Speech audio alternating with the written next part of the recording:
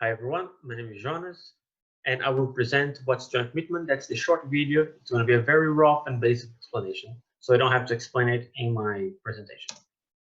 So think about two strangers walking side by side. They are not performing joint action. They don't know each other. They're strangers. It's just a coincidence that they're walking in the same direction at the same pace and side by side.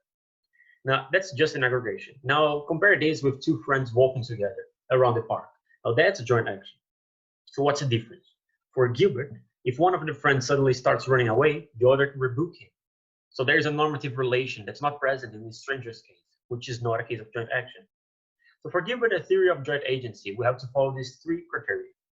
The concurrence criterion, which requires both friends to form the decision to walk together. It will take both of them to change or rescind it. The disjunction criterion, if one member forms a divergent intention, is part of the joint commitment to walk together. Then the obligation criterion, which is if you're part of a joint commitment to walk together, then you're under the normative pressure to do it. So Gilbert's basic idea is that when a person makes a decision, she forms a commitment of the will. So an individual decision forms a personal commitment of the will. So if you made it alone, if you made a decision by yourself, you and only you can change it at any time.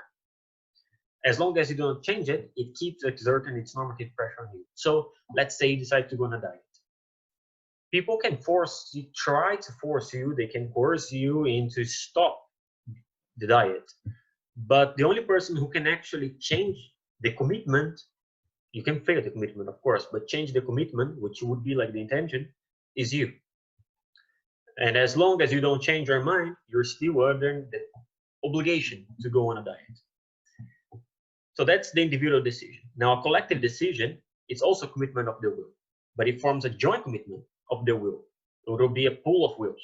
That's something, an expression that Gilbert used to use. She doesn't use it much anymore, but it resembles unity of wills from Kant, and that's the idea. So we made the decision together.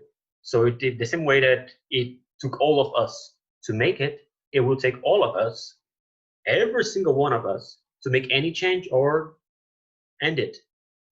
And if you change your mind and form a divergent intention, you're still part of the joint commitment. Thus, it's still under its normative pressure. And others can rebuke you for not performing your part of the joint commitment. So that's the basic idea. That's just the bibliography if you want to check more.